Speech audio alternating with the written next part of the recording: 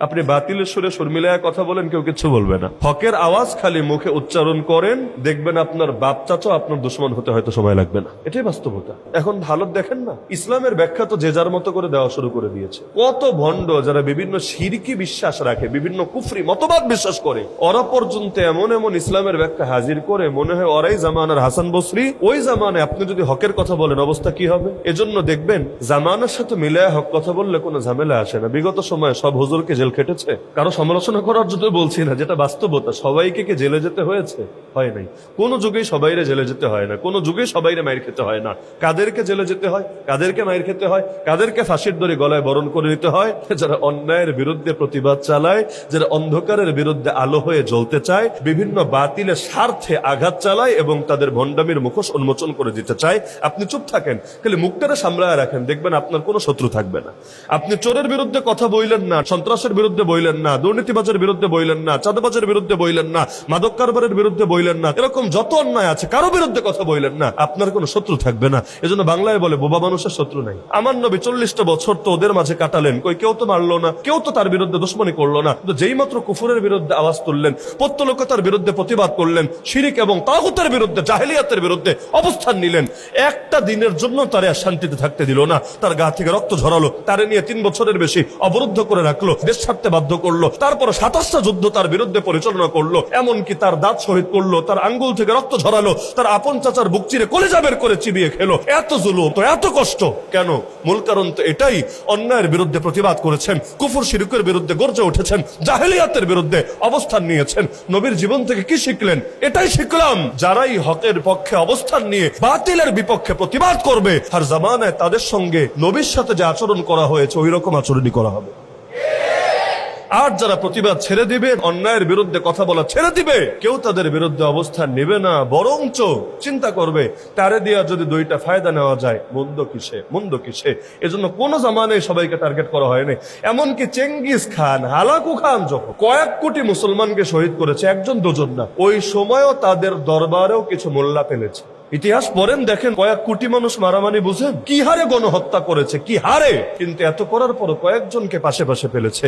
এমনকি এই যে একটা ধর্মই বানায় ফেললো সম্রাট আকবর, ধর্ম একটা বানাতেও তো জ্ঞান লাগে, পারলো কিভাবে? ও পেরেছে, ওর দরবারে 2টা ভণ্ড মৌলবী ছিল বলে, আবুল ফয়েজ আর ফয়েজি। এই 2 ভণ্ড যদি না থাকতো আকবর 10 বার জন্ম নিয়েও পারতো না। এমনকি মির্জা গোলাম আহমদ কাদিয়ানের বিরুদ্ধে এত আন্দোলন, ওর এক মৌলবী ছিল যার নাম মির্জা আব্দুল হাকিম, নাম তো বড় সুন্দর, হাকিম হাকিম। ওই ফাজিল জ্ঞান সরবরাহ করে মূলত কাদিয়ানি ধর্মমতকে শক্তিশালী করেছিল। এজন্য আর জামানায় ওই যে একটা মজার গল্প আছে, গাছ কুড়ালটা বলছে, কিরে কুড়াল তুই আমারে কাটিস কেন, তোর সাথে আমার কি শত্রুতা? কুড়াল বলে, দেখ আমি তো জাস্ট একটা লোহার টুকরা, আমি কিছুতেই তোরে কাটতে পারতাম না যদি না আমার পিছনে তোর জাতি ভাই লাগা থাকতো।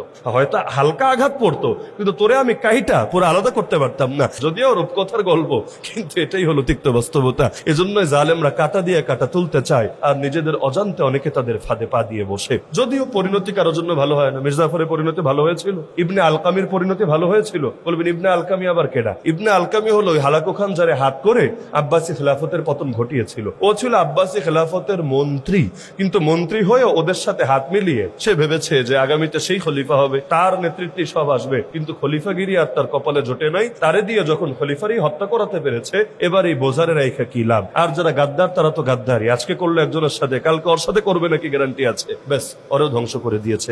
যাদের ভেতরে হিংসা আছে, বাঙালির তো কারো ভেতরে নাই মাশাআল্লাহ, সবাই আসমান থেকে নাজিল হওয়া ফেরেশতা। শিরিক মানে কার হক নষ্ট করা, হিংসা মানে কার হক নষ্ট করা?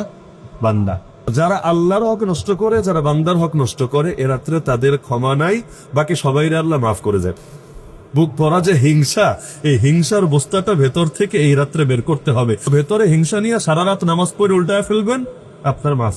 কারণ নবী যেটা বলেছেন এর ব্যতিক্রম হওয়া সম্ভবই না। নবী বলে নাই এই রাত বেশি নামাজ পড়লে মাফ পাবে। নবী বলেছেন শিরিক ছাড়লে, হিংসা ছাড়লে, শিরিক ছাড়লে, হিংসা ছাড়লে শবে বরাতে আল্লাহ মাফ করবেই করবে। সুতরাং শবে বরাত আসার আগ থেকে দিলটারে একটু ঠিকঠাক রাখেন, না হলে সারা রাত ইবাদত করে ভাববেন জান্নাতে এক পা মনে হয় চলে গেছে, কিন্তু এই রাত্রে আল্লাহ আপনাকে মাফ করবেন না, কারণ ভেতর ভরা হিংসা রয়ে গেছে। যেই ব্যাপারে মানুষ গাফেল ওই কাজে সওয়াব বেশি। যেমন দিন বিজয়ী করা, এটার ব্যাপারে মানুষ সচেতন না গাফেল? যদি সচেতন হতো 90% মুসলমানের দেশে স্বাধীনতার 55 বছর পর এসেও বিভিন্ন কুফরি মতবাদ, পশ্চিমাদের বস্তা পচা জাহেলি মতবাদ এগুলো থাকে কিভাবে? এখনো পর্যন্ত আইন আদালতে কোরআন দিয়ে বুড়া আঙ্গুল দেখায় চলেটা কিভাবে?